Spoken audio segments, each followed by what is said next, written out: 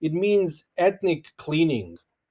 Like there's dirty ethnics out there that we need to clean out. That's literally the term. Oddly enough, all the Western media immediately translated and ran with that term, which one should always be suspicious of. And then even the activists use it now without thinking for a second what the hell they're talking about. There is no in history an event that has ever happened where people were forcibly removed cleanly, meaning they picked them up and just moved them somewhere else and everything's fine. It's not fine. After World War II, the great powers, specifically Europe and America, in a resounding voice said never again after the crimes of the Nazis in Germany against the Jewish people. And these last 2 years have proven to us that these words ring hollow. And in fact, never again is only for some, not for all. But prior to the first live stream genocide the world has ever seen, a genocide took place on European soil. And many would say that the European powers that previously said never again did very little to nothing to make sure that this genocide, the crime of crimes, did not occur. Now, to discuss that and his personal experiences, I'm joined today by filmmaker and Bosnia genocide survivor Harun Mehmedinović. Thank you for joining us. Good to be with you. So, I think we'll start with how I actually came across you, Harun. I saw one of your videos on Instagram, and you were speaking about something I hadn't really thought about, actually, because I've been using that term for years, and that term is ethnic cleansing. I mean, this is a term that's very popular, especially when referring to what's happening or what's been happening for the last 2 years in Gaza, and just the Palestinian experience in general. And it seems to me that it's been used by, human rights scholars all over the world. But you actually revealed something in a video you made recently, which came to me as a complete surprise. Could you just talk to us a bit about what that video was about? So there's been many years now that I've been hearing this term ethnic cleansing come up and up again, and really in the last 2 years, it's been like every day I'm hearing it now. And so I figured I'd make a video recently, which was to get people to understand where it's coming from. Ethnic cleansing was a term invented by Serb nationalists going back to the 80s. And the idea there was to have some kind of a PR term for what they were planning to do, which initially was to actually genocide Kosovars, in particular, initially, which was the Muslims living in south of Serbia who are actually ethnically Albanian. All right, and they've been living there in Yugoslavia for 50 years, but Serbian nationalists really wanted to clear out all of them out of Kosovo, which to Serbs is like a mythic land of their big fight against the Ottomans. So there is a lot of sort of Serbian lore tied to Kosovo. So they invented a term. So when they do perpetuate genocide, which was coming, that they were going to use something as a PR term to say, and they called it etničko čišćenje, and it was translated ethnic cleansing. It means ethnic cleaning. Like there's dirty ethnics out there that we need to clean out. That's literally the term, right? Think about it for a second. Okay. So it just so happened that the way that things happen in Yugoslavia is that other places the war started earlier than that. So even though the plan was more than likely to attack Kosovo and to clean them out, it ended up being Bosnia that came before. And that's because all the states of Yugoslavia started to secede. One of the reasons why they started to secede is because the upper management in Belgrade, which is in Serbia, they were in charge of all of Yugoslavia, really wanted all of Yugoslavia to join in expelling the Albanians out of Kosovo because they called them terrorists that need to be expelled. Does that sound familiar? Sounds familiar, right? So many ways you can apply that in other situations. So they wanted to get all of the country on board on essentially going in and killing all the Kosovars and expelling as many of them as possible that aren't killed. So when the states refused that, and Slovenia was the first state to say, we're out. We're not going to be a part of this. We're not going to be a part of a country where this is going to happen. So they left, and then Croatia left, and then Bosnia left. That kicked off a series of wars because the same people that wanted to clean out Kosovo wanted to also clean out the rest of the region of all Muslims, well, of all of everybody that wasn't Serb, but especially the Muslims. They didn't like the Muslims because of the history of the Ottomans. Now, that term was first used in a big way in 1992 Bosnia. And oddly enough, all the Western media immediately translated and ran with that term, which one should always be suspicious of as to why that's happening. I mean, think of it this way: if like they're covering Nazi Germany and Hitler came up with the term ethnic cleansing as a way of talking about the Jewish people or the Roma, and then suddenly you had all the media of the world saying, oh, well, ethnic cleansing, what this is. Like, that's crazy, right? If you think about it that way. Yet we're using a term that was invented by genociders in order to blunt how just awful their actions were. So to say, oh, we're just doing a little cleaning of some ethnics around here, right? Like that's what's happening.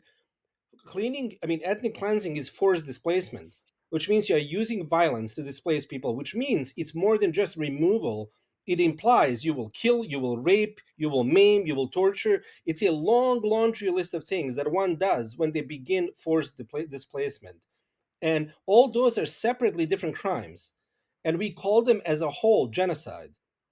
But genocide sounded really bad, and they knew that that term was going to come.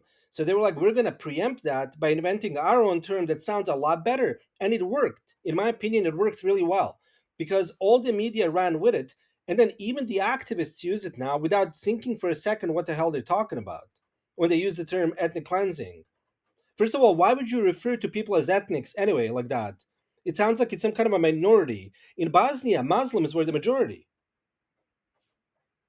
right? And when you think of most other places where that term is being used, it's being used in places where people under attack are often not in the minority, but in the majority. They're not just some ethnics that happen to be living in this land. The other sort of insidious thing about this term, besides the fact that it obscures things legally, is that it suggests, at least in Balkans, that Muslims in Balkans are a foreign agent that is not native to here and that needs to be expelled, right? Except the truth is not what that is. When Ottomans took over this part of Europe, people from here converted to Islam as part of that, and it was often done for tax reasons. If you were a Muslim in under Ottoman Empire, you had better tax situation. You were less in a feudal system, right? So a lot of Serbs and Croats and others converted to Islam, as did, of course, the Bosniaks, the native Bosnian people who come from what was known as the Church of Bosnia. So prior to that, there were Bogomils, which are the natives of the land, which come really largely, I believe, from Bulgaria. And then they became Catholics, or really the Bosnian Catholic Church, which was actually at odds with Pope. Anybody that knows this history of the region knows that Bosnian Church was the heretic church. It was considered a heretic church by the Pope, and they wanted to kill everybody here originally because people wouldn't forcibly convert others. They would not follow papal rules and directions. So Bosnian Church was one of the rare cases, at least that I know of an entire national church that was considered a heretical church by the Pope. So, in other words, there was a long sort of tension between Catholicism of Italy and then Catholicism of Bosnia, which lended itself. It was fertile ground for those same Catholics to convert to Islam when Ottomans came along, because they really viewed themselves as their own people and they had their own choices to make. So now the Muslims of Bosnia, really 99.9% of them are native people from here. They've been here thousands of years. They just happen to convert to Islam mostly in like 17th, 18th, 19th century, 16th century. But the idea of this ethnic cleansing as well, that sort of insidious side of it, was we need to portray the idea that these people are invaders here and we are doing a good thing by removing them. And that propaganda has worked, because if you've noticed Andrew Breivik, that maniac psychopath up in Norway that blew up those people, if you remember that terrorist, or if you remember the guy in New Zealand that went in and shot up two mosques, If you look Mm. at what they said in their manifestos, they praised the Serbs, and in fact, the guy in New Zealand was playing a Serbian song as he was on his way to kill all the Muslims in the mosques. So in other words, that sort of idea that they wanted to send, which was that Muslims are invaders and none of them belong in Europe and all of them need to be killed, that really started largely with that piece of with that term, with that piece of propaganda by the Serbs, which was that we need to remove all of Islam from Europe. Now we know that some of those ideas predate that, but I'm saying that term was invented in order to sort of put all sorts of insidious ideas and also obscure justice. So it really shouldn't be used. And I kind of feel bad that I hadn't shot a video to explain to people 30 years ago that this was happening. But then I was also shocked that nobody else did it. It's not that there were a lot of videos floating around where people were explaining this term, which really then I'm going to have to fault some of my own people, which is the Bosniaks in Bosnia for not making those videos and not letting the world know, Mm. don't use that term, because in fact, you are giving us a slap in the face over what happened to us, which is a massive genocide here. Couldn't some people argue that, like, even though the origins of the term were to give a PR spin on criminal acts, on genocide, the term has transformed, and today it doesn't have that kind of that PR spin. Like, it's when you hear ethnic cleansing, you think about crimes. Could it be said, like, even though the origins were bad, that today the use is not the same, the meaning is not the same, so activists shouldn't necessarily refrain from using it. I would argue that the meaning is largely the same, but that's just my argument. I'm just putting forth an argument. I think my argument is that the sort of the idea that it puts in your mind, and I hear this from activists too. They say we're using that term because we're using it in situations where people are just removed from the land, but they're not all killed. Except that's a fantasy. There is no in history an event that has ever happened where people were forcibly removed cleanly, meaning they picked them up and just moved them somewhere else and everything's fine. It's not fine. It involves, in every single case in the entire history of the world, you can go back to Stone Age. It involves mass rape, mass murder. It involves violence, torture. It involves what we know as forced displacement. So, in other words, moving a person out of their place of residence by some means of force.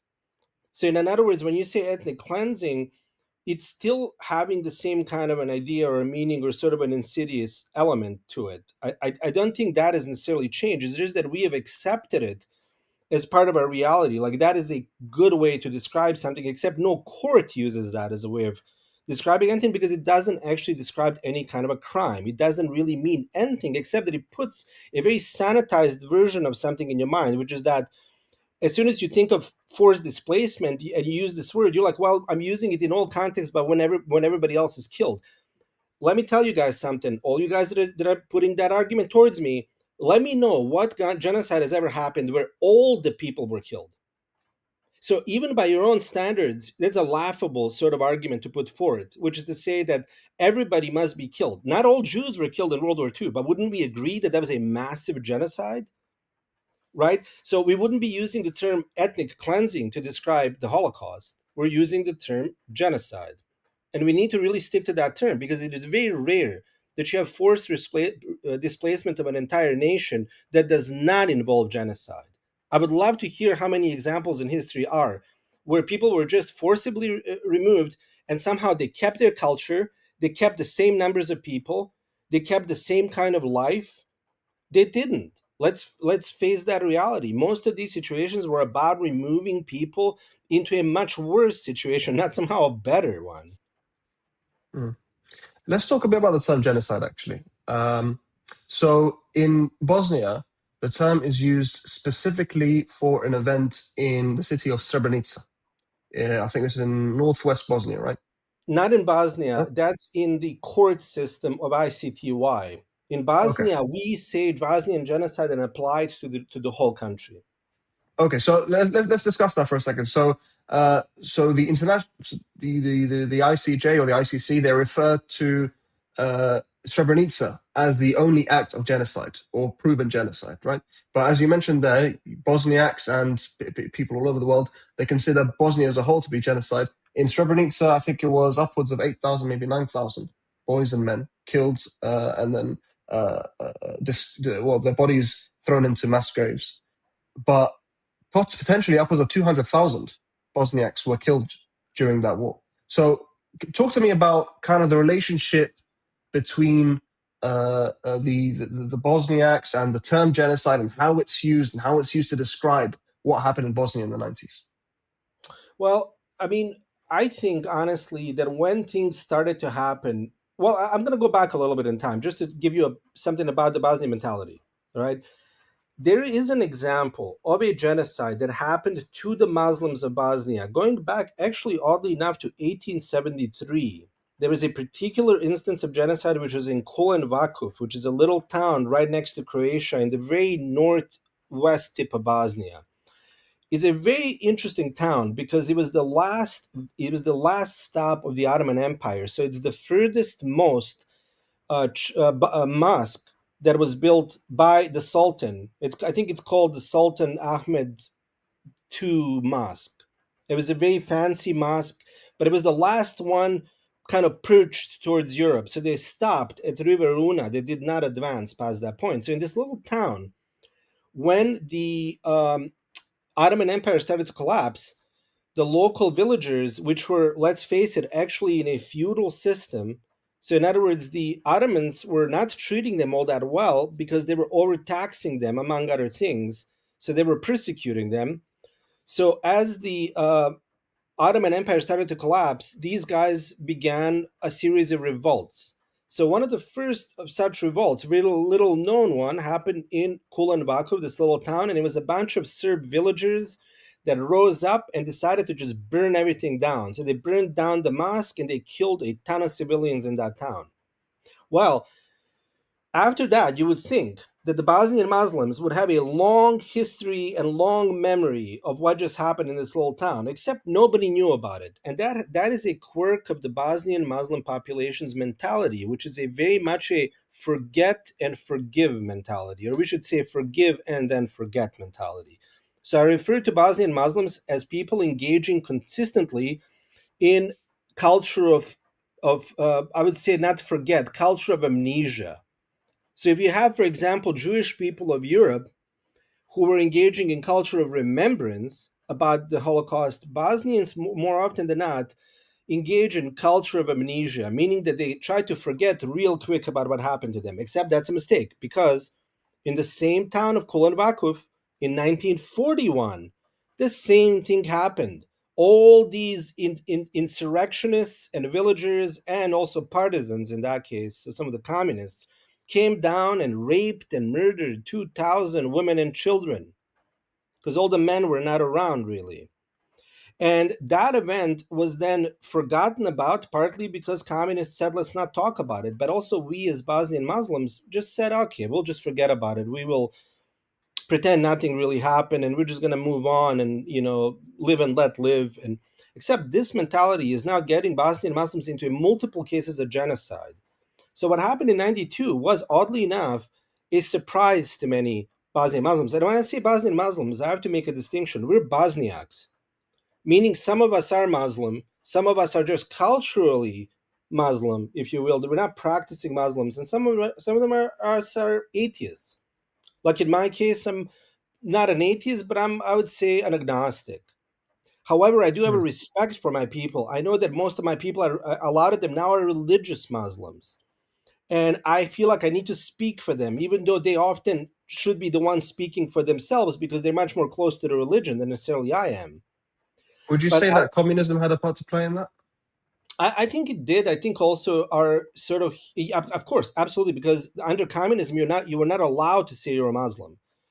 You had to pick an ethnicity, and the only two options that you had on the table were Serb or Croat ethnicity. So, for example, my Or you could even pick grandmother, Bosniak. you couldn't. So my grandmother, she called herself Croatian in her ID.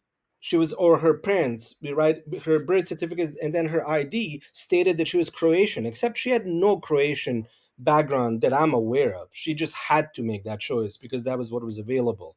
So yes, they're part of that, part of the sort of communist brainwashing, if you will, of those 50 years of communism was to root out a lot of the religious elements. But I would say that there was definitely much more of an effort to root out Muslims than there was an effort to root out necessarily Christian elements, right? So that is sort of reflected in the fact that you could still choose to be a Serb. And when you say you're a Serb, you're largely saying you're an Orthodox Christian. And when you say you're a Croat, you are largely saying you're Catholic.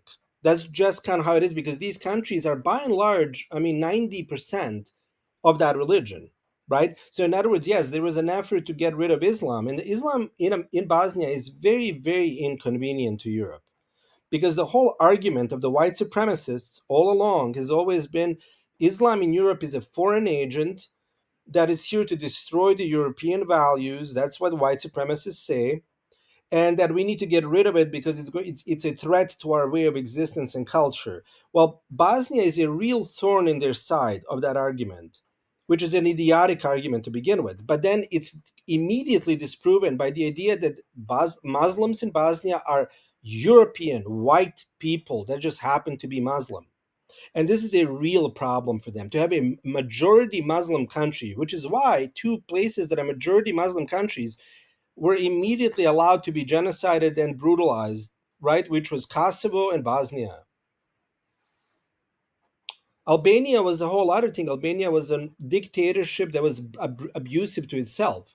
We can have a whole different discussion about Albania, but I'm saying Kosovo and Bosnia were two genocides that were allowed to happen. Because let's face it, if it was a bunch of Muslims from Bosnia that went after all the Orthodox people and all the Catholics and put them in concentration camps and murdered them and raped them, 50,000 or more women were raped systematically in Bosnia. There's a state policy of rape. Think about that for a second. All right. So, in other words, if Bosnian Muslims were engaging in that kind of a thing, that war would have ended that month, because Europe would have come down, because there is an unsaid or sometimes said white supremacist element in everything that Europe does. Because ultimately, they always viewed Eastern Europe as not really white to begin with. And Mm. that includes Christian Eastern Europe. But now imagine Central or Eastern Europe that happens also to be Muslim. I mean, not only are they not white, according to these guys, they're cockroaches. They need to be gotten rid of. Right? So that's just something to keep in mind when all this thing is discussed, really, because in 1992, when the genocide arrived, Bosnians had a really bad memory about what had happened in the past, because if they had a good memory, they would have been much more ready. They would have understood that if there's a destabilization of the system, the same people that tried to genocide them twice before will come down to genocide them again, except people were not ready. And unfortunately, not surprisingly, Bosnians are now not ready for the next genocide. Because wherever I go, anywhere in Bosnia, and I hadn't been here for 30 years, basically, I've been in America. I'm an American at this point, right? But when I came back and I started traveling Bosnia, and I started asking people in the villages where there were massacres and, in fact, genocides, full on, like half the village gone or more. Um, I always ask them, if there's that army that comes down that road again, like it did in 92, are you ready? I'm not saying it'll happen, but let's say hypothetically it happens. And in about 90% of cases, they say we're not ready. And in fact, we are less ready now than we were in 92. That speaks like that is a doom for the Bosnian Muslims. So part of the reason why I'm doing the project that I'm doing is to make people aware of what has happened. They can choose to forgive. And I would probably suggest that they should forgive for the sake of their own heart. But I'm going to also say that you should never forget. If you forget, you are literally walking yourself like a sheep to the slaughter. Okay, I want to talk about your project, but I probably feel like it might be better to start with your story, your personal story. You are from Sarajevo, you were born there, and then you found yourself, as you said, you found yourself in America. Talk to us about what maybe Sarajevo was like prior to 92, what your experience was of the genocide, and then how you got to America and became a filmmaker. Well, my early childhood really was, I mean, I was born in Sarajevo, and I split my time between Sarajevo and Tuzla, which is the town in the north of Bosnia where my dad's from. And I would say that my childhood, as much of it as I can remember, I felt was a pretty good childhood. I spent a lot of time out in nature and out in the wilderness, which shaped a lot of my ideas about sort of priorities in life, which is, environment and climate became a really big part of my life. And that started really when I was a little kid. At that time, none of us ever talked about ethnic differences. Like, I don't remember when I was a little kid, people saying a lot, those Serbs over there, or those Croats over there. In fact, where my dad was from, there was Serbs, Croats, and Bosniaks, which were largely Muslim, as I say, living pretty much in the same street and really getting along very well. Later on, I would come to realize that that was the case in most places in the country. People got along really, really well. So I think my sort of idea of my childhood was a little skewed, I suppose, because I was part of the same delusion, because us as people never discuss what happened to us in World War II, especially. We just didn't have any idea about that there's this thing called sectarianism, or there's definitely some kind of ethnic hatreds as well that exist in this region that have roots, right? So there's roots to Serbian hatred of the Ottomans, and it has a lot to do with the fact that they were defeated in the Battle of Kosovo, and then they became a feudal system. They were under a feudal system for like 500 years. So I understand they're angry, except that does not give you permissions to genocide anybody. And that's the problem around here, right? Like, we did not understand this in the 80s.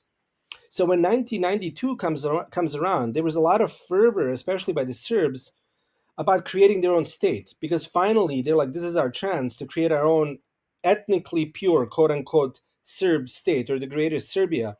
So when they basically use these sort of, I would say, mythic energies, these angry energies that existed in their people, and also their I would say, like, a victimhood complex. They have a very much a societally sort of imbued victimhood complex, which is to say that every time they talk about really their own people and history of their own people, they say, we've always been persecuted. Wherever we've gone, we've been persecuted. It's now time that we kill everybody else. Essentially, that's kind of what that translates to. It's time that we kill It everybody sounds like else. Yep. what we're hearing today. Which is why I always say Serb extremists. I mean, to me, Israeli extremists, right? Serb extremists, they're like peas in the same pod. They're essentially people who believe they have a right to genocide. So whenever I tell them there were, what, 200,000 people potentially killed, we don't even have the full numbers of everybody that was killed in Bosnia, and killed in quite brutal ways. And also raped. We're not even talking about that end of it, right? But I'm saying, whenever I mention any of those, their immediate response is, well, you need to talk about what happened to us in World War II. You need to talk about what happened to us 500 years ago. I don't care. It does not give you the rights to a genocide. I don't care if 99% of you died in World War II. It does not give you a free pass to then genocide anybody you want. Like, the fact that that happened to you is a horrific crime. And for that crime, there needs to be a reconciliation. There needs to be justice. And I fully agree with you on that. And if part of that crime that was perpetrated against you was done by people who belong to Bosniak community, then those people need to be held accountable, and there needs to be justice ultimately in that whole situation. However, it does not give you the right to go in and kill everybody. And that's what caught us at such a surprise in 92, because Serbs immediately galvanized very quickly under the pretension of fear. Like, now that the country is collapsing, we're worried that we're going to die again, like we did, 100 years ago. So now we need to defend ourselves. But really, that was just a surface level thing. The deeper level thing was that we have been planning for this a long time. When we get a chance to kill everybody and to exact some kind of mythic revenge from some 500 years ago time, it sounds a lot like Serbs are saying, it was promised to me 500 years ago, if you know what I mean. The land was promised to me 500 years ago by my God, right? So that sort of mentality, and we've seen it in a few places on earth, is a product of victimhood complex becoming superiority complex. And that in Balkans is a dangerous situation, because Bosnian Muslims suffer from what I would describe as inferiority complex. So when people with inferiority complex meet people with superiority complex, that's a genocide.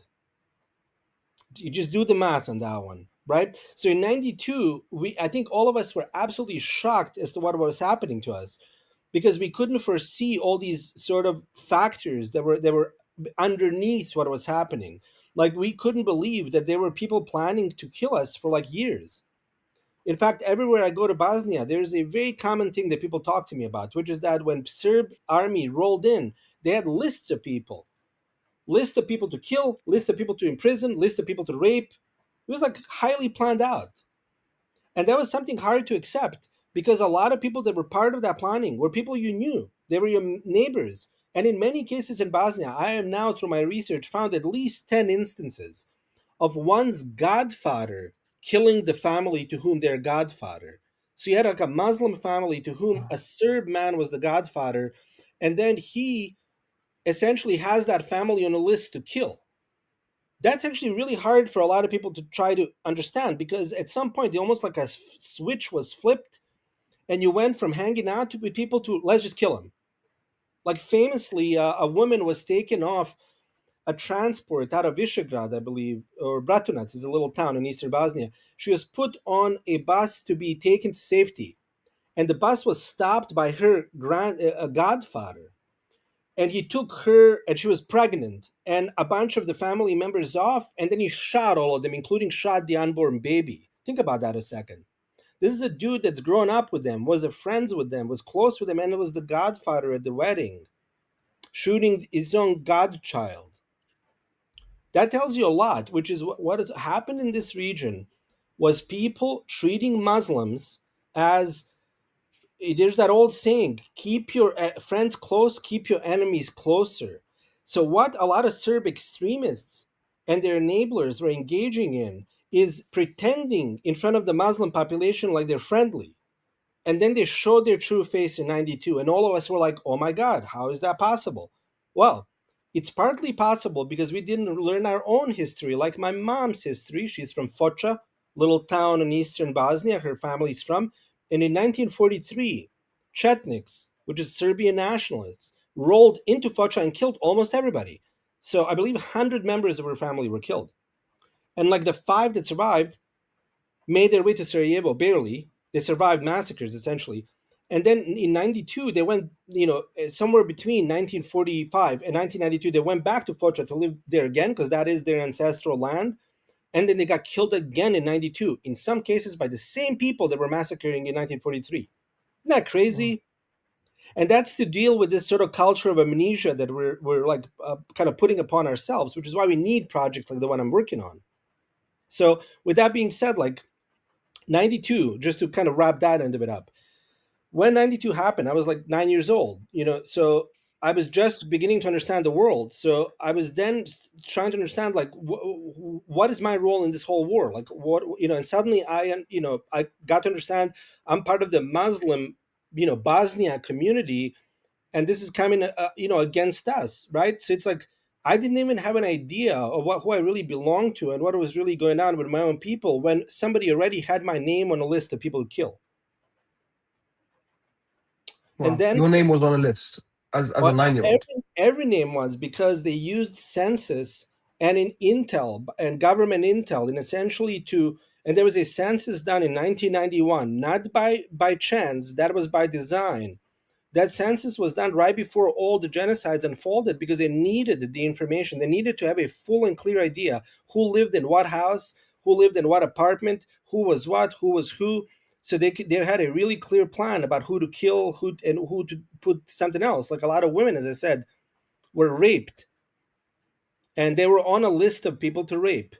People knew who they were, they knew where they lived, and in fact, in cases in Foča, some Serb soldiers would come at the house and just pick up all the girls because they'd already planned out, probably years ahead, that these were the women they were going to rape. Some as young as, I think, 12 or younger.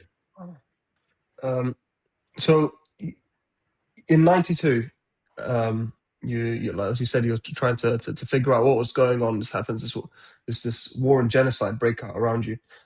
How were you able to, and you and your family able to navigate that that environment, and uh, how'd you end up in America after that? Well, I mean, all of us that were in Sarajevo, I'm talking about Sarajevo specifically, because the rest of Bosnia was a different discussion. But Sarajevo was under siege immediately. So in April of 1992, which is it's the same week that the LA riots were happening in Los Angeles. That same week, uh, LA, I mean, LA was kind of burning and Sarajevo was burning.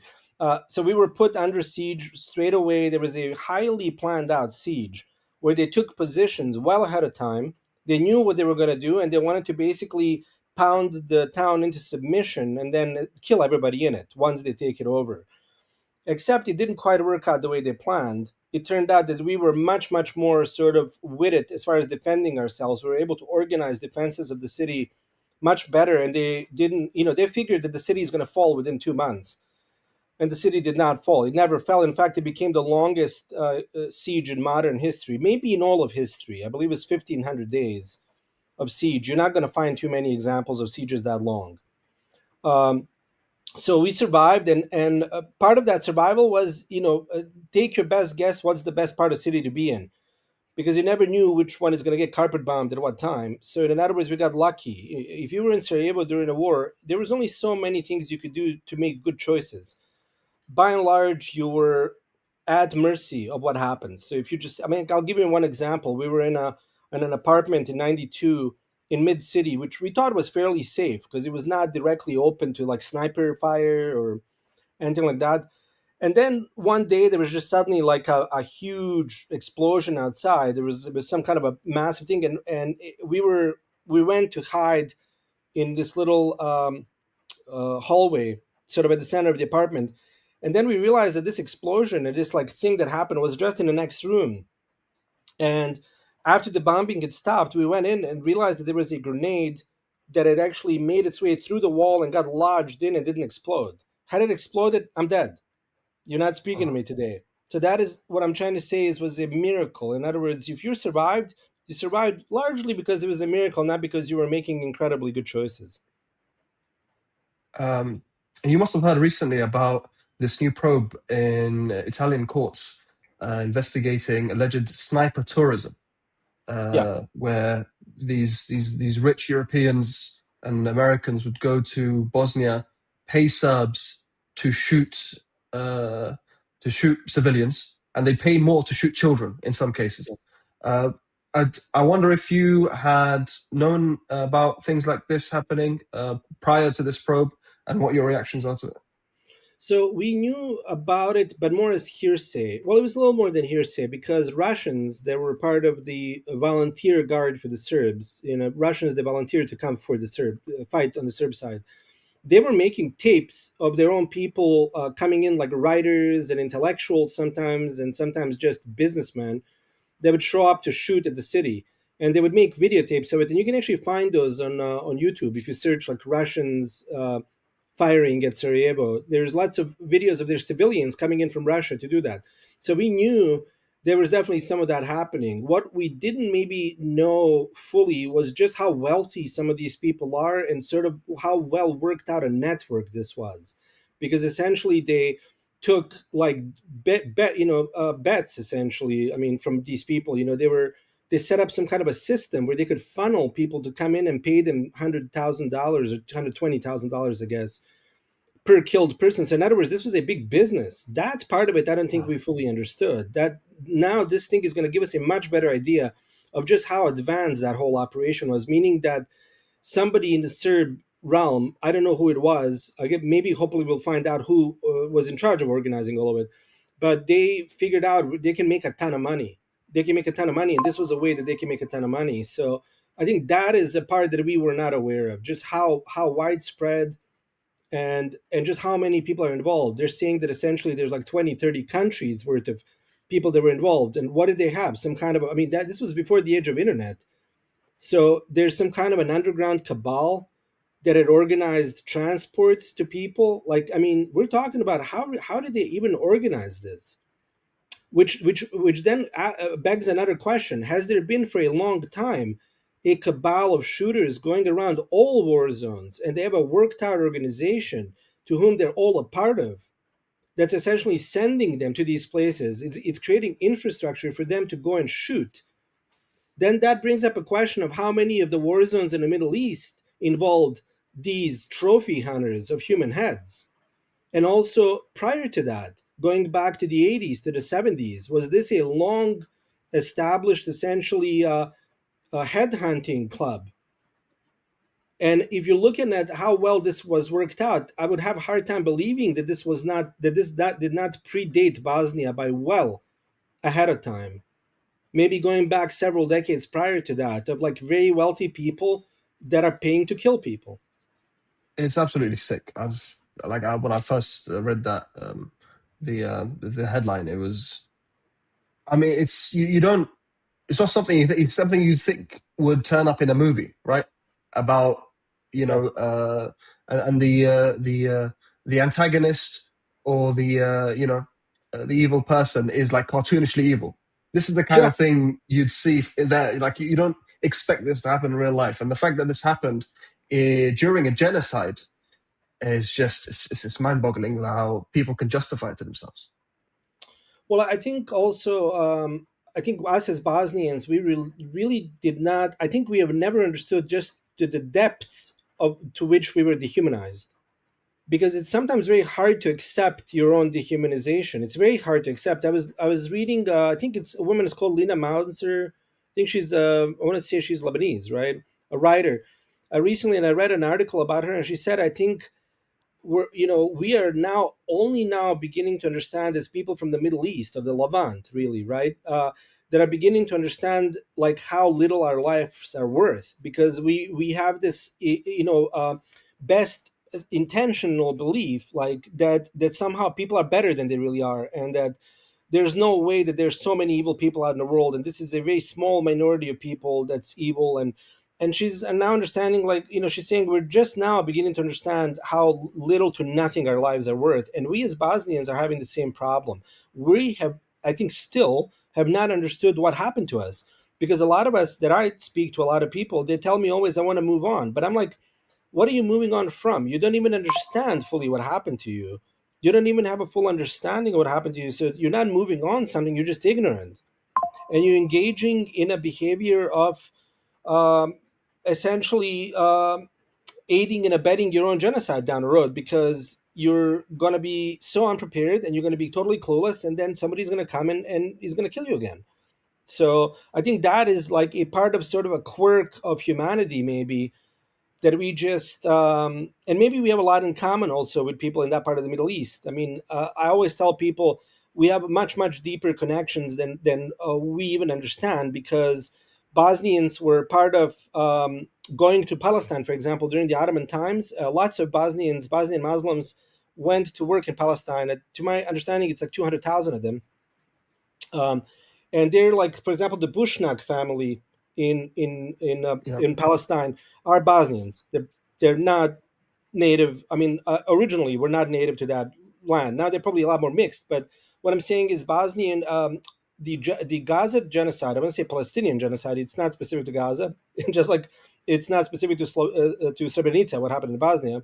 The Palestinian genocide is a little bit, in a way, a continuation of the Bosnian genocide, because there are Bosnians that are ancestrally Bosnians that are getting killed in Palestine. They are Palestinians today, but their bloodlines go back to Bosnia. So I think all of us, are jointly only now beginning to fully understand. I'm sure somebody in Gaza understood it maybe a lot better than anybody historically, given how long it's going on as well. But we're now finally beginning to understand just how dehumanized we are. We are surrounded by people that view us at best as just an inconvenience, that just, I wish these guys weren't around. But we're also surrounded by a lot of people that would love to get us killed. And a lot of these sort of more liberal people in this region, meaning they sound like they're much more understanding, they are in fact latent white supremacists. Because when you start engaging them in a conversation, very quickly a couple of things come up. One of them being is, I think what you guys are fine, the Bosnian Muslims, but Islam is a problem. Well, where did you read that? Andrei Breivik's manifesto after he killed those 80 people in Norway? Like, where are you getting your brainwashed? Because these people too are brainwashed, and people always tell me, like, we have a problem with extremism. And I'm going to tell them, we have a problem with silence. We have a problem with enablers. Extremists, technically speaking, people ready to kill, murder, and maim, might be like 10% of the population. 15% of the population are psychopaths. which essentially what a lot of those people were. They're not the problem in my argument. In my argument, the problem is the rest of the people who are quietly allowing this to happen. Like they are not going to do it themselves. They might not go and kill Muslims themselves. But what they're doing is they're letting others do it, and they're quietly in different ways helping them, or they're latently wishing it kind of were to happen. So I'm saying that the sickness runs much, much deeper than a few extremists that are willing to just do incredible atrocities. Those are just tip of the iceberg. I think the problem is much bigger. And the same thing in Israel. The problem of Israel is not the IDF. The problem of Israel is a large percentage of the Israeli population that views Palestinians as cockroaches. And even if they're not like outright saying we want them killed, it's not such a bad thing if they are gone.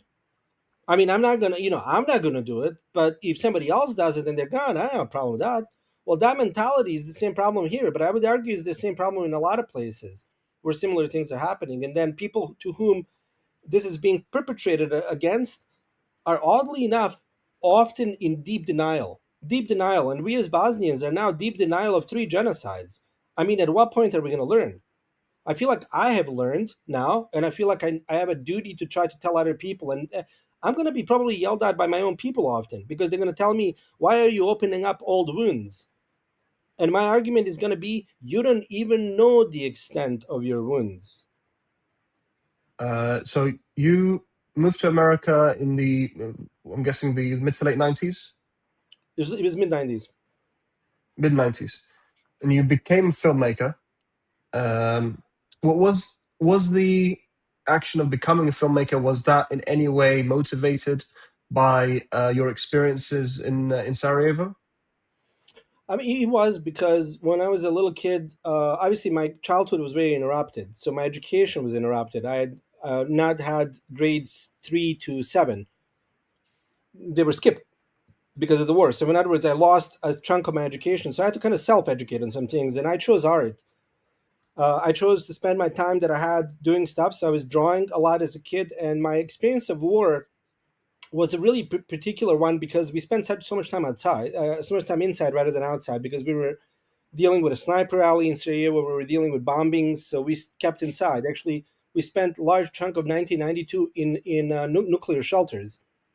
So my experience of the war was a sonic experience, meaning I was hearing that war a lot more than I was seeing it on a daily basis. Like when you were in your house doing your stuff, you were constantly hearing the bombs, constantly hearing the whistling of the bombs, because we were spending a lot of our time during the survey we spent in a part of Old Town where the Serb positions were up on the mountain above it, and they were shooting down onto the city. So we were hearing the grenades going over our heads as they were going into the town.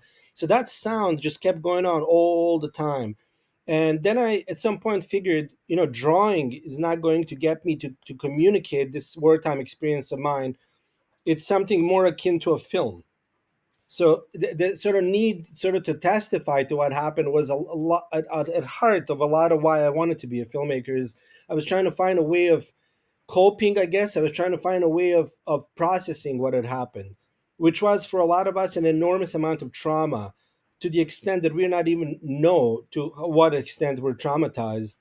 And I'm still finding out in different ways how trauma has impacted my life. But I knew from the beginning that it's there because you could feel it, and then there had to be an outlet for it, and for me art was the outlet. So I think what war also did for me was to set my priorities straight, which is to really for me to think, what am I doing in my life and how am I contributing to the world? And if I'm doing something in the realm of arts, how am I contributing positively to the world? Meaning I'm not introducing more sort of vile things into it, because when you look at everything that's happening in the world, there's awful things happening. So I don't need to be another factor in adding more awful things to the world. So I figured I'm going to be making, a lot of films, and I ended up working on a ton of documentaries, which were specifically on climate and environment and things which I think are really important for humanity, things that we all share, things that are important for our survival, and things that are we're destroying in a massive way. I mean, one of the things that we don't talk about when it comes to genocide was other sort of forms like herbicide, or destruction of culture, for example, right? So all these other things like destruction of buildings, things that are happening in Gaza, people are seeing all the religious or historical buildings being bombed. Well, in Bosnia, there was a state policy to destroy all buildings that belonged anything even adjacent to Islamic culture. So obviously the mosques and the schools, but also the buildings that had Ottoman sort of look to them, or the famous Mostar Bridge, right, which was built by the Ottomans, which that thing never hurt anybody. But they took their sweet time to try to knock that bridge out. They hit it with like thousands of artillery shells. That was not a strategic reason to do that. They were doing that to hurt the Muslim population, right? So there's those other, but what that ended up doing is creating, among other things, a major like environmental disaster. A lot of these things that happened as well. I mean, there's repercussions of all the bombs that were thrown onto the land, where people are getting cancer all over the region now because the chemicals and other things that were the byproduct of the war, that are sort of the long shadow of the war that's still affecting everybody. And that is, and of course, we still have the problem of the landmines in Bosnia, which is still one of the most landmine covered countries in the world. And those landmines have made about 80% of Bosnia probably not very safe to venture into. And what I mean by that is forests and river areas and other kinds of things, because you never know where some of those bombs may be. So it's essentially, it's, we have destroyed the environment, right? So the war has had all those elements. So I figured when I'm making films, I'm trying to add something positive. I'm trying to bring solutions, and I'm trying to find ways to bring people together, not to tear them apart. I never really, in my heart, hated the Serbian people for attacking us. I've never, in my heart, hated the Croatian people for attacking us. But I still felt that injustice was done. I never blamed an entire country for it. I never blamed an entire people for it. But the people that did do the crimes have to face justice. And that's part of our sort of recovery as Bosnians, is to see people that did horrible things to us go to jail. And I'm here to inspire us to push for that, because I feel like we have kind of started giving up on justice. We have started becoming very bitter about that end of it, and for good reasons. But I'm trying to say, look, we need to talk about what happened. We need to make it real out in public what happened, and we need to come to terms with what happened, and we need to admit to ourselves that we were highly dehumanized. And it's hard to do that. It's hard for a person to swallow that they were that dehumanized. It's incredibly like traumatizing to think about that like literally people considered you to be worth less than nothing. Um, like they would be much more careful about stepping on a cockroach than they were on a Muslim in 1990s Bosnia. And that's a hard one to swallow. Mm. That brings us on to your current project. So you started returning recently to Bosnia after 30 years, and you're working on something new. Like you said, you're trying to raise awareness. So what is this project exactly? So I wanted to do something about the genocide in Bosnia, but find an angle at it maybe that's different. I think one of the things that I noticed was that there wasn't really a lot of things done in English language. A lot of things that were being discussed or done were all in Bosnian, and often Bosnians don't even want to read it or hear it because they're not wanting to deal with that reality that they live in. So I figured there needs to be something that's communicated to the Bosnian diaspora, who often don't even speak Bosnian. A lot of them speak whatever language that they're from. A lot of them are in Australia and in the United States and other countries. So I wanted to do something that's in English first and foremost, and then also I noticed that lots of crimes that happened in Bosnia, they never ever ever went to jail. The people that did them, and they never went to court. There was never cases about them, so we're losing memory of those events. But they're very important events to talk about because they're unique to different parts of the country. They're unique to relations of the peoples in different parts of the country. And I feel like, I mean, I've been having a hard time. Now, think about this for a second. I've been having a hard time finding any information sometimes about a massacre of like 75 people. Like, I can't find a book about it. I can't find any videos about it. I can't find any details about what happened. I can't find details about who these people were. And I think that's part of this deeper dehumanization, that all these numbers really meant nothing.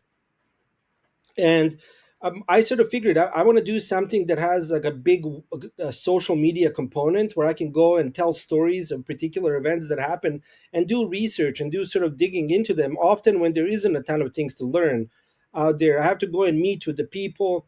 I have to meet with the surviving members of the family. I have to meet with and hear these stories and understand, and then find an angle how I can talk about each of them. Now I can't tell the story of 200,000 people that died, or 100 or 50,000 people of women that were raped. I can't in my lifetime tell each of those stories, but I can find enough stories to come to represent a lot of what has happened here.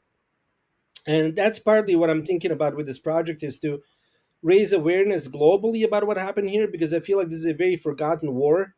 And I think it's often a very misunderstood war, because I hear it often referred to as a civil war. This was not a civil war. Serbia and Croatia funded, supported, and backed insurrectionists and others in Bosnia, and often provided their own people as means of killing them and weapons. And so this was not a civil war. This was a genocide. This is really important. So I think part of what I want to do with this is for people to understand, whenever they think of Bosnia, they are thinking of a place that for about 100 years has faced a serious set of genocides. And they're interrelated. And they're in many ways continuation of the same genocide.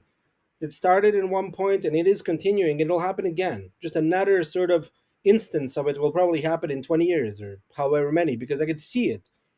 I'm not seeing any sort of possibility where there isn't another genocide. And I'm trying to get people to understand as to why that is. Like, why is that almost becoming an inevitability? And everybody has a role to play in that. The sickness of some of the society around us, and the victimhood complex problems and supremacist problems that they have, but and latent Nazism or whatever with some of them. But the other part of it is also our people that are behaving like they can just move on. You're not going to move on when you have people around you denying your genocide. You're not going to move on when you have people around you not facing justice for raping women systematically or killing people. They're sitting around laughing at you. They're calling us like mentally deficient, the Bosnians, because even Serbians are having a hard time understanding at times, why are we so complacent about what has happened to us? Because nobody around us understands how we can have so much evil be done to people, and yet they're willing to forgive. So they call us like we're mentally like deficient, like we are born mentally like with some kind of a disability, so we're not understanding the world around us. And that's become like a way, another form of dehumanization is to call Bosnians stupid. We're hardly stupid. I mean, we have some rather intelligent people in this country, but what we do have is we have a kind of a cultural quirk, which is this problem of a culture of amnesia. And I'm trying to do my best to combat against that, to point out to them, you're doing something wrong. You cannot be engaged in amnesia, because it's actually very deeply unfair to people who have died for you to have the behavior that you can just move on and not remember any of it. People died. Enormous amounts of suffering has happened here. We have to honor that suffering in some way. We have to remember what has happened, and we need to make sure that we don't allow ourselves another situation where this happens to us as people. Like, you have a duty not just to the people that came before you that are no longer alive and can't speak for themselves. You also have a duty for people that are coming after you, who are going to be a subject of a genocide because you were too complacent to do something about it or to teach them.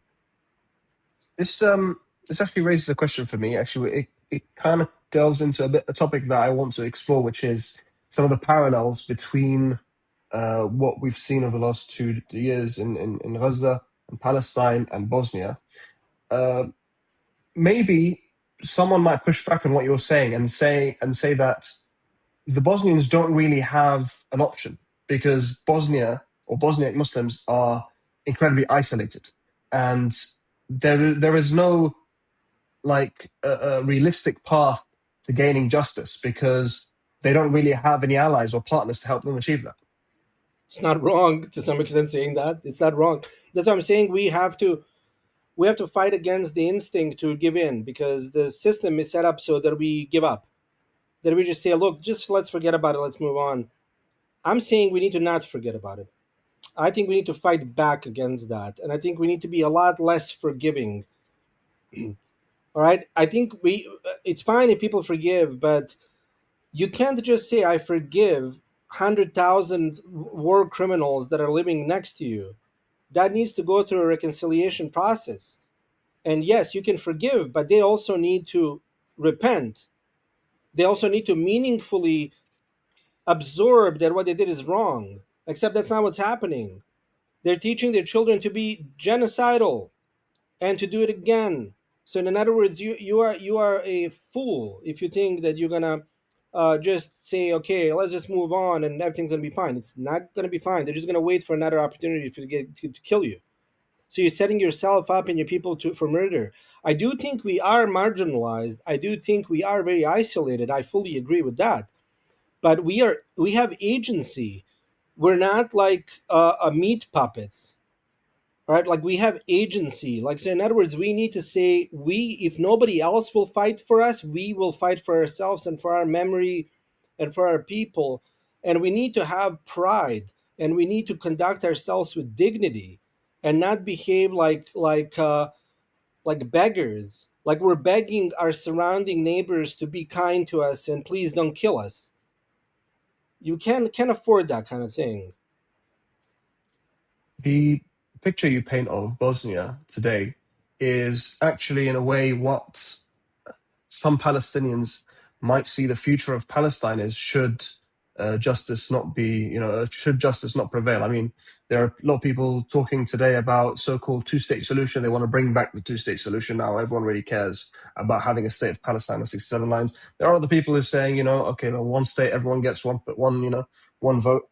But there are really a lot of anxieties about what the future can be when you have a society over 90% of whom have at one point supported the genocide or wanted more genocide after seeing what's happening in Gaza. And supposedly you have to, potentially in the future, share a nation with these people and just let bygones be bygones. But I guess in a way, what you're talking about today is kind of proof that unless real justice prevails, then you are still opening the door for something to happen in the future. And actually, I want to ask you about something you told me when I was talking to you in the run up to our conversation here, and you told me that it was actually in a way might be dangerous for you to be doing what you're doing in Bosnia. Can you talk to us a bit about that? Well, I think part of it is that there's so many unpunished war criminals, and some of them are paranoid people, and they may be worrying about who's going to come after them. They may be worrying when is a case going to open where I'm going to be summoned to court. Now, my argument to all that overwhelmingly is always that whenever there is a court case, and it's rare, people usually get very few years in prison. I mean, there's been people that have gotten 10 years for murder of 10 people, or 20 years for murder of 50 people. I mean, that's laughable sentences. So, in other words, I think part of that sort of fear and uh, uh, loading, I guess, that's happening in Serbian side is really deeply rooted in this belief that they did the right thing. That essentially the genocide they did on the Muslims is because Muslims deserved it. It's good for Muslims to be genocided. So, in other words, they're not at all have any remorse or guilt about what happened. Some of them do, but a lot of them do not. And often the ones that said something in the court where they admitted their fault, very few Serbs actually admitted their fault. Like they said, yes, we did this horrible thing. But in almost all those cases, they did it just to lower the sentence. And then as soon as they were out of jail and they returned back to general population, they followed it up with, well, I had to say that in court. I had to say it in order to get out earlier. See what I mean? They're not coming back home and saying, hey, everybody around me in my society, you guys are sick. Like I've come to terms with what I did, and you guys need to come to terms with what happened. And you need to shed your and process through your traumas and other kinds of things. No, instead, these guys have doubled down. As soon as they came back, they said, we just told the court whatever court wanted to say. But, those Muslims, we're going to kill them again. That's literally what's been happening. And then we, as Bosniaks, we have our head deep in the sand. So, Yeah, like I think the my argument about what's happening in Bosnia, but it's going to be what's happening in all these other places, and that includes Palestine, is that the genocide never really stopped. And my argument for that is that denial and all the mechanizations of denial, all the sort of aspects of denial, are a stage of genocide.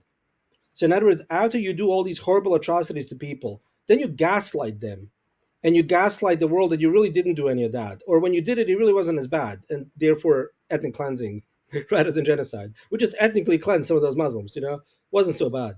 So, in other words, part of the denial problem in Balkans is that denial is absolute out here. I mean, it is so strong. I mean, half of Bosnia, which is the Serb Republic, Republika Srpska, as they call them, their state policy is denial.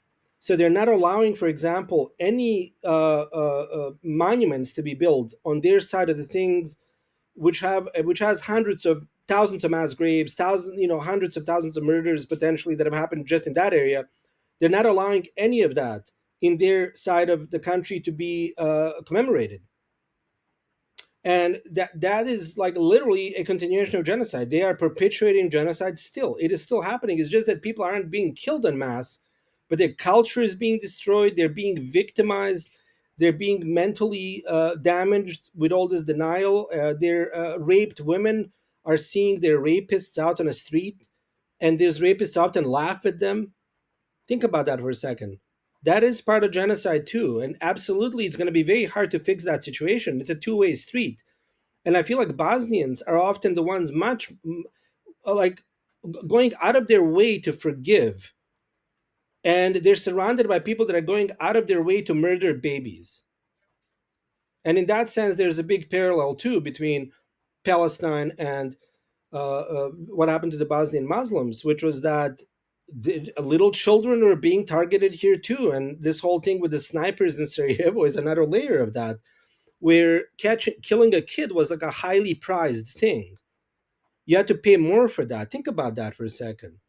So, in other words, this is absolute genocide, it's an absolute dehumanization, and we're surrounded by people who fundamentally have not moved on. They just have not. They have not. It has not gone through any kind of reconciliation, and at this point, I don't think there's going to be any reconciliation. So, all I can tell to Bosnians is that if they're still going to remain in Bosnia and not join the diaspora, is they better be well armed, and they better be well ready, because they're going to come and kill them again.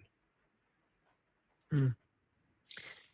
Now, when talking about Palestine in relation to Bosnia, there are some people who sympathize with the Palestinian cause who claim that the accusations against the Serbs, in many cases, are fabricated by NATO in order, to get them involved. They claim there's a NATO conspiracy, and it's all just, anti-Soviet, anti-Russia, etc. What would you say to people who are in that camp and make those claims?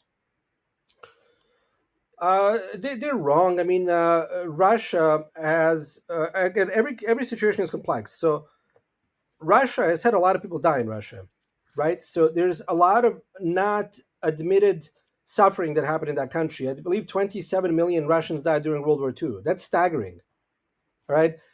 So there's definitely been some amounts of victimization of Russia. However, Russia has also behaved in highly genocidal way as well.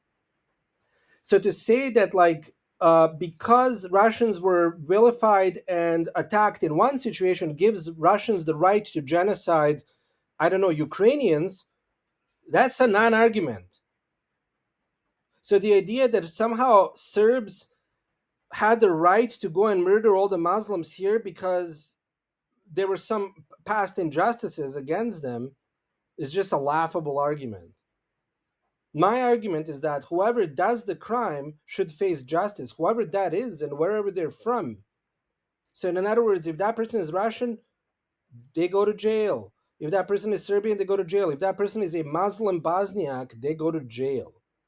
So, in other words, I just want justice for all people. So, any sort of bad things. In fact, as part of my project, I will cover massacres and things that happen to Serbs and to Croats as well. I will talk about innocent civilians, because my goal is not to paint Bosnian Muslims as a perfect victim that is a perpetual victim, but to say that horrible things happened in my childhood and people that did those things on all sides should pay a price. But that does not mean everybody's equally guilty. That is a deflection. So this whole idea that Serbs had a right to do all that because maybe there was geopolitically an interest in the West to destabilize Yugoslavia, that's a stupid argument. You need to take those two things as two separate things. Yeah, there could be some argument to be made that there was some foreign influence in the breakup of Yugoslavia, and you can hold the people that were part of that influence as guilty. However, those people, however they wanted to destabilize the country, that does not give permission to Serbs to go and genocide people. It does not give permissions to anybody to go and genocide people. So I think these sort of insidious figures, and I'm going to put um, Oliver Stone, right, and sort of his crowd, Noam Chomsky to some extent, who I do agree with in Palestine. They're part of the Russophile uh, sort of wing of the left, and in many ways, they're not really the left. They're highly sort of politically oriented people that are picking and choosing and are not morally sound. So, in other words, they're going to apply one set of rules to one situation, and they're going to move the goalposts in a completely different situation. So, all the sort of fake left is what I would call them. The pro genocide left is a bunch of hypocrites who have agendas. And depending on what that agenda is, they're going to pick and choose how they present a situation. Anybody that studied Bosnia can understand, based on empirical evidence, that Bosnian Muslims were marginalized prior to the war, and there's evidence that's presented and has been presented repeatedly for that, including not being able to call themselves Muslims. And then they were also attacked both by the Serbs and the Croats, who wanted to split the country in order to create their own respective Greater Serbia and Greater Croatia. And who's going to make, and so the argument here is what? The West wanted to demonize Serbia because they're demonizing generally pro Moscow crowd, and somehow that excuses an attempt to annihilate 2 million people. Show me where Bosnian Muslims who had like literally no money, no power, no voice were somehow a large force against Russia. And they're part of they ought to be condemned to that. They're little babies that got shot in their heads before they were even born in some cases in Bosnia were guilty. This argument that this left is putting forth reeks of the same kind of idiocy that we hear about the Palestinians being called problematic because they have armed resistance, or they're problematic. Their children are going to grow up to be evil. Those arguments are starting to sound a lot the same. And sometimes they come out of a left wing person's mouth, supposedly, and out of a right wing person's mouth. That's why I wouldn't call these people left or right. I would just call them hypocrites. Now, you are not very optimistic from what I'm hearing about No. what the future holds for Bosniak Muslims. And given that we've just, I mean, it might again erupt and we might see more genocide in Gaza, but given that we've just witnessed 2 years live streamed genocide and complete lack of willingness by the so-called international community to do anything remotely useful to end it, Yeah. what I mean, I don't want us to go to a really, really pessimistic place, but where do you see things going in Bosnia at this stage? I think, I mean, I can't speak really for everything that's going to happen in Palestine potentially. I can speak a little bit to Bosnia, but I think we are in deep trouble here because it's a combination of two things that have happened before: extreme chauvinism, Islamophobia, and general hatred on part of extremists, both on Croatian and Serbian side, which are very much alive and very, very vocal, and are practicing apartheid in their parts of the state. So, in other words, Croatian majority sections of this country and Serb majority sections of this country are supposed to, according to the Dayton Agreement, not discriminate against Muslims that return to those parts of the country, except they are. Because if you live in Stolac, for example, in Herzegovina in south, where the Croatians are a majority, even though they were a minority before the war, so they forcefully displaced Muslim population. So Muslims are now a minority there. Uh, they are practicing apartheid there because if you're a Muslim there, you don't get a lot of the jobs. They go to the Croatians. So in other words, there's an apartheid system happening here too. It's not being talked about. And there's extremists saying we want to kill Muslims. They're not even hiding it. They're saying it. And then you have Muslims saying, let's move on. The combination of those things we have seen before several times, and it's resulted in genocide. So I'm just going to use basic math and say that this will be another genocide. I hope and I pray that the somehow we can avoid that completely. I hope so I've too. been to I've been to Sarajevo a few times recently, and I loved it. I loved Sarajevo.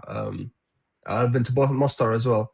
Actually, speaking of Mostar, the one of the videos you recently posted was about the bridge, and that actually got me thinking because you spoke about the Croatian criminals that destroyed the bridge. When people talk about the Bosnian genocide, they don't really mention Croatia the same way they mention Serbia. Uh, what would you think of that fact? The fact that Serbs really get the brunt of the accusations. Well, it's a couple of reasons. I mean, a few reasons. So, like one of them is that Serbs did most of the atrocities. By far, most atrocities were done by Serbs. Most massacres. They held as many as 50 concentration camps. Um, they literally are 10 times in terms of how many people they killed. Croatians never practiced systematic raping. Serbs did. All right. So, also Croatians. There's no. Um, you know. Proof at least that I can figure out where Croatians wanted to in all instances annihilate all of the Muslims. There were definitely some instances where that was the case, but in Sarajevo there was a large Croatian contingent which fought in the Bosnian army, and they were never like engaging in genocide against Muslims there. I think Croatian genocide, Croatian contribution to Bosnian genocide is regional. There are some elements of that came from Croatia, specifically Tudjman, who was the president of Croatia at the time, where he had a dream of expanding Croatia into Bosnia. But the dream of those areas it created genocide instances in those particular areas, like central Bosnia, parts of central Bosnia, parts of Herzegovina. Absolutely, Croatians contributed to genocide there, but I still don't think anywhere nearly like it was in a Serb republic, where they just going ahead and removing and killing all the population everywhere where the Croatians were. Almost everywhere where the Serbs were the majority, they absolutely committed genocide again and again. You can go to Krajina, which is northwest Bosnia, massive genocides there. You go to the central North Bosnia, massive genocides there. I mean, Brčko, right? Then you go to the northeastern Bosnia, Serb majority, massive genocides there. Bijeljina, Zvornik, massive genocides. Then you go to the east central Bosnia, where Srebrenica is, right, like towards the middle, uh, massive genocides. You go south, Gacko, Foča, Nevesinje, old Serb majority, all had the genocides. That's because it was a public state policy of the Serbs to commit the genocide, which is why they're so uppity about anybody mentioning it, because they're trying to hide themselves behind some of the court rulings. And the problem with the court rulings are that the court sets a bar for genocide that not even 90% of genocide during World War II would meet.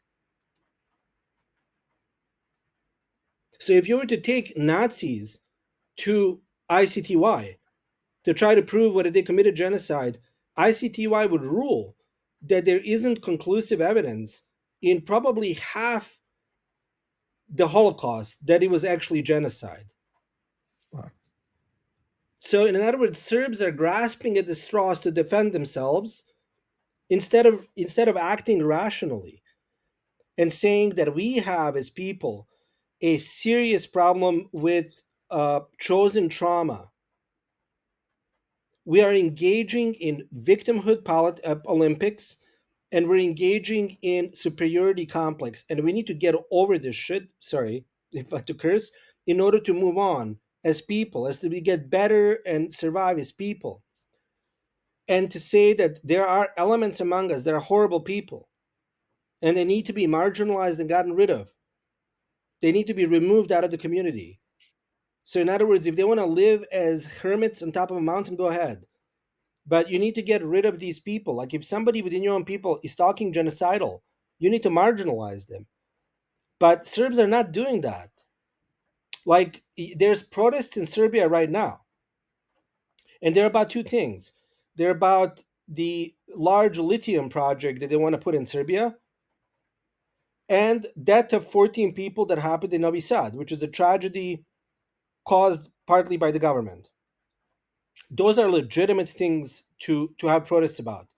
But never did I see an instance in Serbia of 1 million people rising to protest the murder of 35 Muslim Serb Muslims that were killed in Štrpci and Sjeverin during the Bosnian genocide.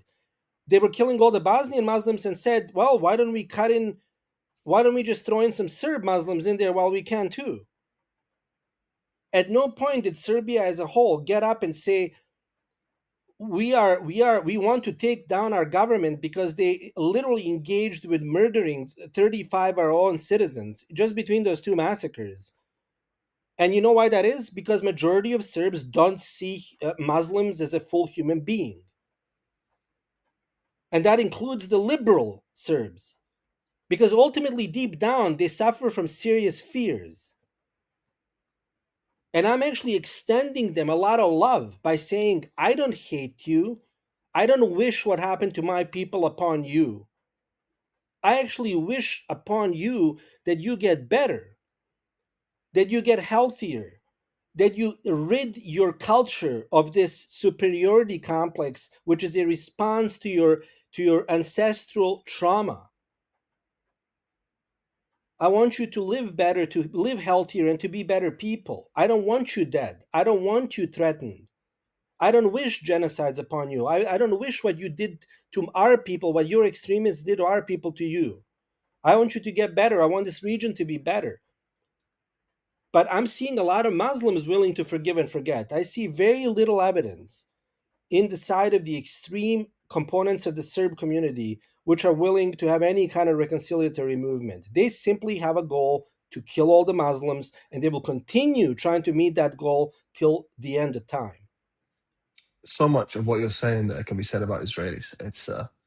It it it, it's almost, it feels like so much is copy paste. The Serb mentality towards Bosniaks, the way the Serbs view themselves, the fact that Israel helped the Serbs with weapons during the thing, And during other things we the don't war. even know about. And other things we don't even know about.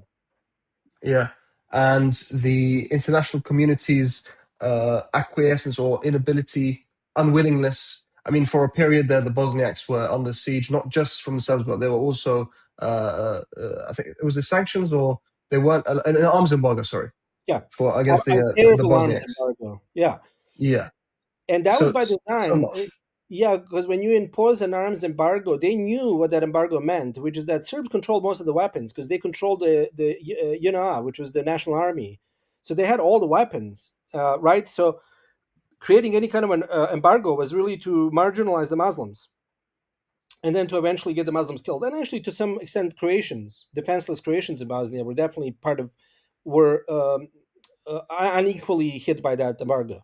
But I think it was mainly aimed at Muslims, and I do think one of the things that we have not fully digested as people in Bosnia, as Muslims in Bosnia, as Bosniaks, is that we've been not just dehumanized by the Serbs and to some extent by the Croats in part of the war.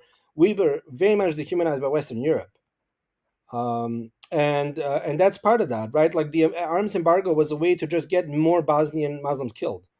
And then also when you look at the conduct of UN, within Bosnia. That's a whole utter rabbit hole of terrible things. I mean, you look at the Srebrenica situation, UN practically helped Serbs kill people because they were involved with separating men and women. They forced men and women out of their protectorate once the Serbs came with weapons. So, in other words, they violated their own agreement, which was the safe area agreement. Once the Serbs showed up, they said, "Hey, Muslims, pack up and go." So, in other words, UN should have been taken to ICTY, and all of them should have been prosecuted. The head of UN, all the commanders of the UN, and all the underlings that were part of a lot of these situations, the safe area situations, right, where the safe areas, quote unquote, safe areas were, there were lots of violations, and all of them should have gone to Hague. So that's another unaddressed crime.